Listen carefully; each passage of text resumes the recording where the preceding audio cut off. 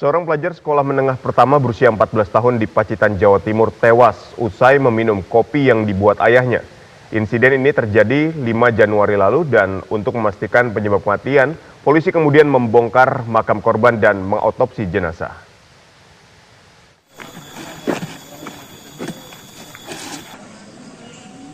Petugas Satreskrim Polres Pacitan dan Kedokteran Forensik Polda Jawa Timur membongkar makam jenazah Muhammad Rizky Saputra, yaitu pelajar kelas 2 SMP di Kabupaten Pacitan, Jawa Timur. Muhammad Rizky Saputra meninggal dunia pada 5 Januari lalu, tidak lama setelah meminum kopi. Kopi tersebut dibuat oleh ayahnya sendiri, namun korban langsung mual begitu meneguk kopi.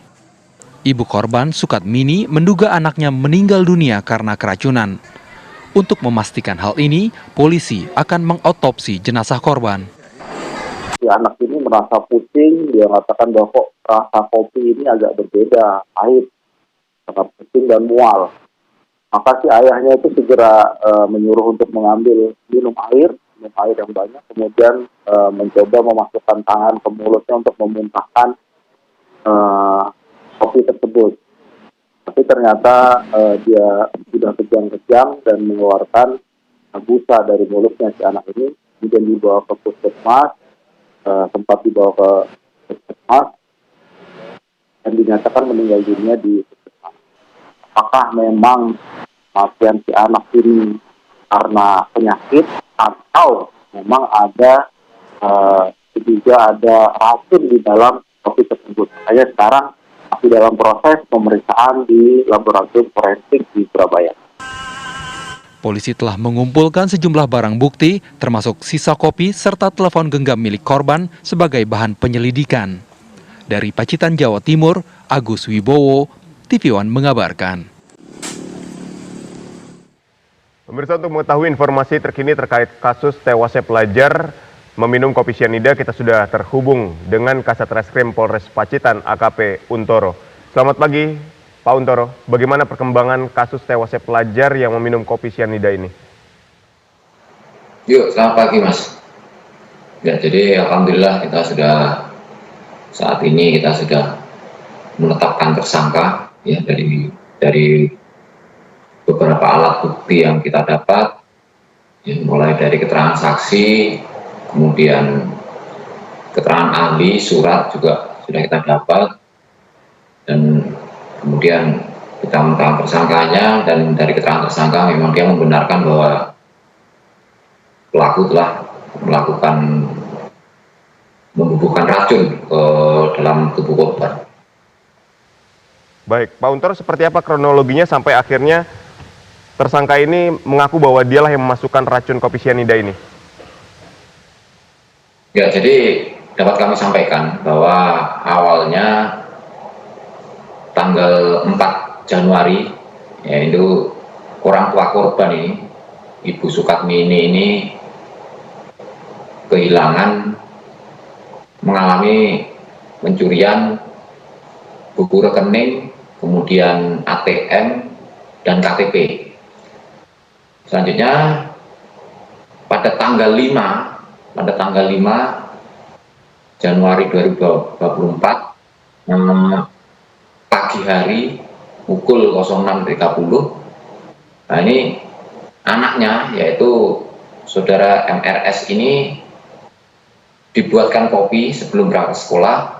Setelah diminum, si korban ini langsung jatuh tersungkur, muntah-muntah, dan setelah dilarikan ke rumah sakit, ke puskesmas maksud kami, tapi ternyata di puskesmas dinyatakan meninggal. Dan dari rekam medis dari puskesmas itu menyatakan bahwa korban ini mengalami intoksikasi, ya, dalam hal ini adalah keracunan.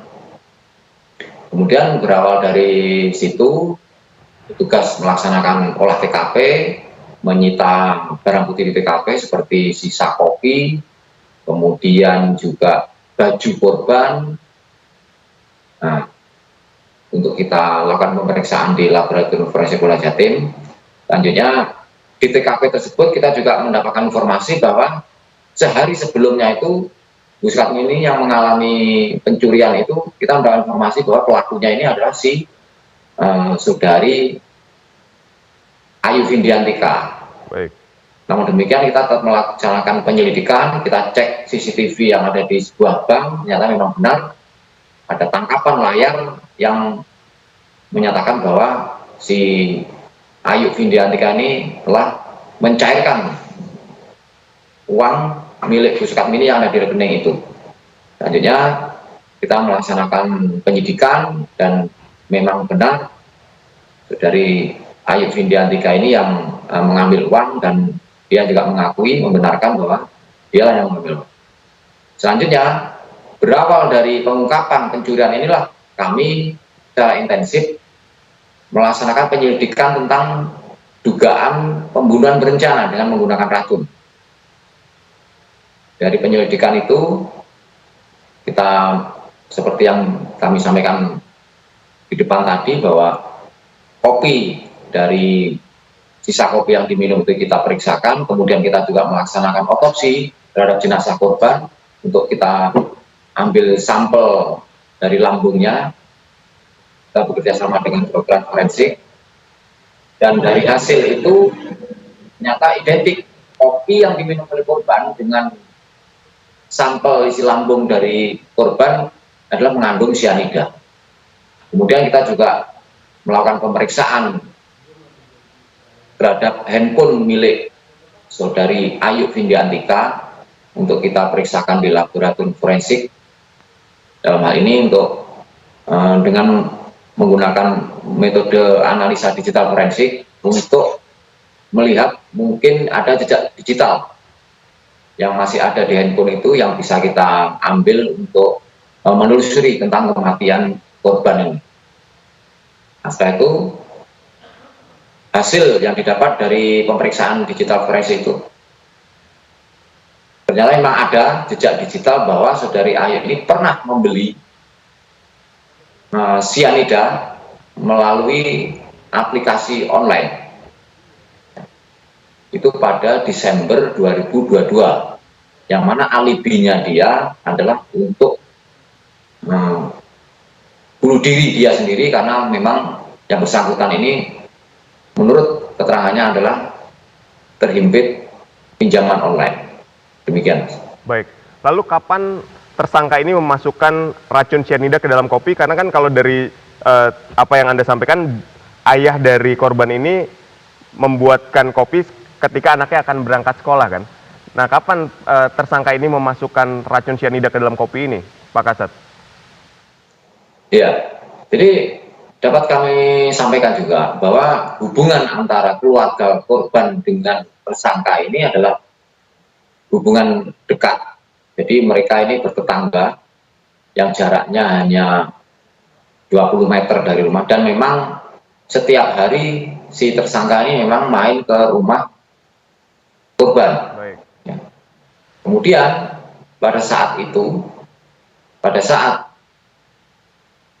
si bapaknya korban ini seperti biasa membuatkan kopi susu kepada anaknya, kepada korban ini.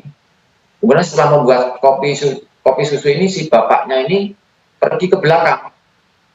Nah, jeda waktu antara bapaknya membuatkan kopi kemudian pergi ke belakang itulah digunakan oleh tersangka, yang mana memang tersangka sebelumnya sudah ada di situ untuk membubuhkan racun tersebut.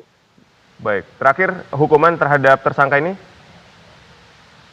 Jadi kita kenakan pasal 338 dan 340 KUHP yang mana itu merupakan adalah pembunuhan berencana yang dalam rumusan pasal tersebut diancam dengan hukuman mati atau selama-lamanya seumur hidup atau hukuman 20 tahun penjara.